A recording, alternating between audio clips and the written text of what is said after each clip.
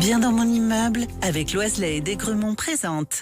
Sud Radio, les incontournables de la copropriété. Thomas Binet, Philippe David. Bonjour Thomas Binet, vous allez avec votre consultant Philippe Loiselet, patron de Loiselet et Desgremont, nous informer sur tous les sujets liés à la copropriété et plus précisément aujourd'hui sur l'influence de la bonne entente des copropriétaires sur les coûts d'exploitation d'une copropriété. Oui Philippe, on parle régulièrement à ce micro du fonctionnement des copropriétés, mais il y a des sujets dont on parle peu comme l'influence de la bonne entente des copropriétaires sur les coûts d'exploitation d'une copropriété. Bonjour Philippe Loiselet. Bonjour Thomas Binet. Alors, pouvez-nous, Philippe, nous expliquer en quoi la bonne ou la mauvaise entente entre copropriétaires est importante pour la gestion d'une copropriété ? Bien, autant le dire tout de suite, la bonne entente entre les copropriétaires a un effet extrêmement positif sur la vie de la copropriété, car elle favorise une gestion harmonieuse et efficace. Quand les copropriétaires s'entendent bien, ils sont plus enclins à collaborer entre eux et à prendre des décisions collectives qui bénéficient à l'ensemble de la communauté. Cette harmonie facilite la prise de décision, réduit les conflits et, par conséquent, diminue les coûts d'exploitation. Alors vous avez des exemples concrets à nous donner de tout ça ? Absolument. Prenons le cas des travaux de maintenance. Lorsqu'il y a une bonne entente, les copropriétaires sont plus susceptibles de s'entendre rapidement sur les travaux nécessaires et de les planifier de manière proactive.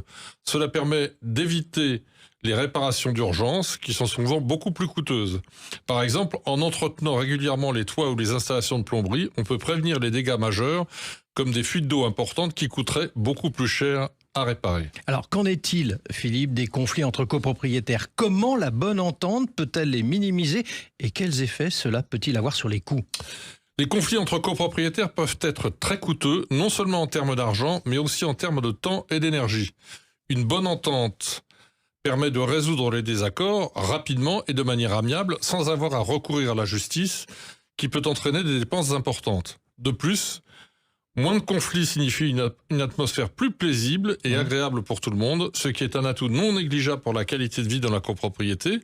Les professionnels savent bien que dans une copropriété où les copropriétaires ne s'entendent pas, les décisions sont difficiles et longues à prendre, ce qui conduit à un mécontentement général dont le syndic est, hélas, souvent rendu responsable. Alors vous avez quand même mentionné la prise de décision collective. Comment la bonne entente facilite-t-elle ce processus et en quoi est-ce bénéfique pour les coûts d'exploitation ?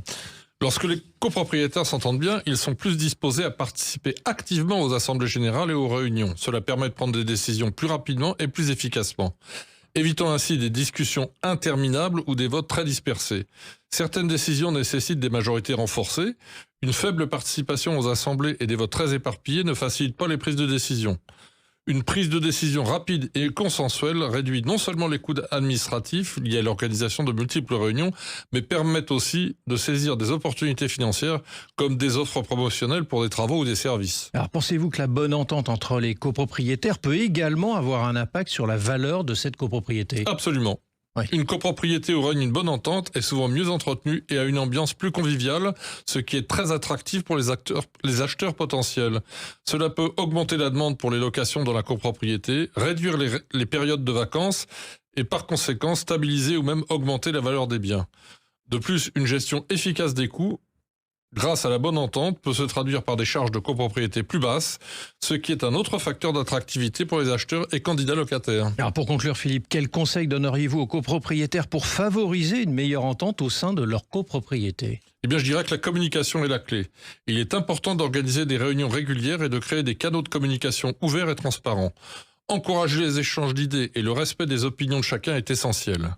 De plus, il est bénéfique de développer un esprit communautaire, peut-être en organisant des événements sociaux. La fête des voisins, dont nous sommes partenaires depuis sa création, est un bon outil de convivialité. Cela peut aider à éviter des malentendus et des conflits inutiles. Merci Philippe et Thomas pour votre excellente entente. On vous retrouve vendredi prochain pour un autre numéro d'Oser Investir, les incontournables de la copropriété. Et on vous retrouve Thomas dimanche 9h30 dans le Grand Matin Week-end. Sud Radio, les incontournables de la copropriété. Thomas Binet, Philippe David. Avec Loiselet et Desgremont, bien dans mon immeuble.